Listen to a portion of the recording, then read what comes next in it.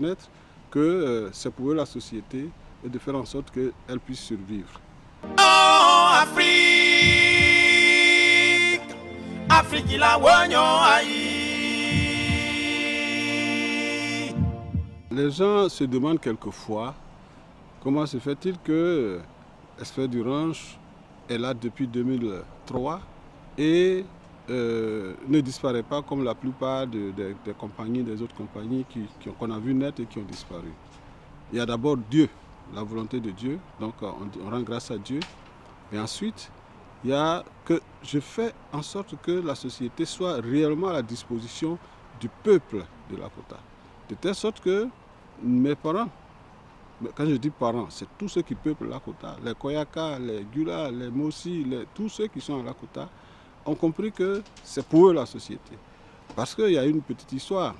Une année où tous les transporteurs ont augmenté les frais de transport, c'est lorsque j'ai maintenu mes prix à 2500 que tous ceux de Lakota sont revenus à 2500. Sinon, on serait aujourd'hui à 4000 francs, à 3500. Donc, c'est donc un mariage d'amour qu'il y a entre le peuple de Lakota, le peuple d'Ida, tous les peuples de Lakota avec moi. Bon, on me dit, mais tu ne fais pas de publicité? Je dis, bien sûr. La publicité est faite pour les produits qui ont peur de disparaître. Vous avez dû remarquer que les gens des cubes magie et autres là, sans vouloir dénigrer qui que ce soit, font la publicité, mais vous n'allez jamais voir le sel, qu'on fasse de la publicité pour le sel. Le sel est là, mais pourtant il se vend et personne ne peut manger sans le sel, à part ceux qui ont les régimes. Mais même nous qui avons les régimes, on met un peu de sel. Le sel s'achète toujours et les autres viennent et disparaissent. C'est ce lien-là qui est entre le peuple de Lakota et Esprit du Ranch. Nous sommes naturellement liés, donc on peut se fâcher, on peut faire ceci, mais on sait que Esprit du Ranch, c'est pour nous tous, c'est pour tous ceux qui sont à Lakota. Voilà pourquoi je pense que je suis encore là. Aujourd'hui, nous avons une flotte très respectable.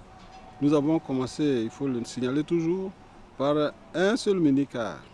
Un seul minicar que nous avons construit, nous avons fait construire par Mistral. On a acheté une petite benne qu'on a déposée, c'est devenu un car et c'est par là qu'on a commencé. Ensuite, nous sommes même montés jusqu'à une vingtaine de véhicules, tant qu'on était encore à des mini-cars. Un mini-car, c'est 30 places et tout ça.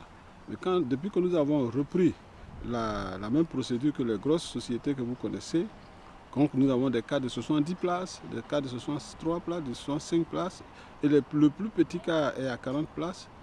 Nous sommes aujourd'hui à 15 véhicules. 15 véhicules. Il y a des Volvo, il y a des... Bon, je ne ferai pas de publicité, mais il y a un peu de Yutong, il y a les Mercedes, et tout ça. Dans l'ensemble, j'ai une quinzaine de véhicules qui marchent. Sinon, ceux qui sont en panne et tout ça, qui sont au garage, je ne les compte pas. Je serais aujourd'hui à 20, 22, 23 si je voulais les compter. Mais ceux qui marchent sont 15. Ils sont 15, alors on se pose souvent la question, mais comment se fait-il qu'il y a des retards à la gare? Les retards sont liés à plusieurs choses. Je dois rendre hommage à mes collaborateurs qui font pieds et mains pour être là tous les jours. Mais comme tout métier, il y a toujours des brebis galeuses. Donc il arrive que quand c'est le tour de certains, que le programme ne soit pas respecté. Et quand il n'est pas respecté, dès qu'il y a un décalage sur un programme, du coup, le décalage se perpétue sur l'ensemble des véhicules parce que c'est les mêmes véhicules là qui se dépassent. Celui qui vient d'Abidjan et celui qui vient de Lakota doivent se dépasser pour que l'autre prenne ensuite des voyageurs de l'autre côté. Donc quand il y a un décalage, malheureusement, ça crée le désagrément. Je demande pardon donc à tous les frères et sœurs qui viennent et qui repartent de Lakota et je leur dis que ça va être amélioré. Nous sommes en train de tout faire pour que ce soit amélioré.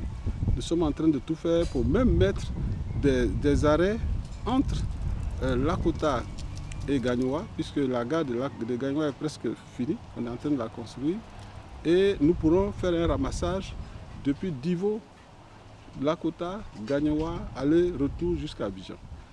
Je fais des efforts pour que nos enfants, nos petits frères qui sont à Lakota ou qui sont en tout cas de chez nous, puissent avoir un minimum de boulot. Donc je recrute des gens que je mets du temps à former. Et pendant leur temps de formation, ils commettent effectivement beaucoup de bévues. Je veux que tout le monde nous pardonne pour ça et que les clients m'aident à former ces jeunes-là. Parce que très souvent, quand certains d'entre eux commettent les bévues et que je vais les renvoyer, ce sont mes mêmes parents-là qui forment des délégations pour venir me dire c'est comme ton couteau de main, quand il te blesse, il faut changer de main. Vraiment, aidez-moi à former, à éduquer ces enfants qui sont à la gare. Et je voudrais pour cela leur dire d'abord que le fait de rester sur place toute une journée pour suivre et attendre, c'est pas facile. Ils le font, donc félicitations à tous mes collaborateurs. Félicitations également aux clients fidèles qui sont patients, qui attendent quelquefois pendant 3 heures avant d'avoir un véhicule et qui disent non, ça c'est notre véhicule, on doit le prendre. À ceux-là, je dis vraiment merci parce qu'il faut qu'on s'entraide. Parce qu'effectivement, il y a des sociétés partout en Côte d'Ivoire, mais il y a toujours ce qu'il faut considérer comme société mère. Quand on est dans une région, quand on est dans un département, celle-là qui ne peut pas faire autrement que d'être à notre service. En tout cas, Express du Ranch n'est que au service du peuple de la Côte.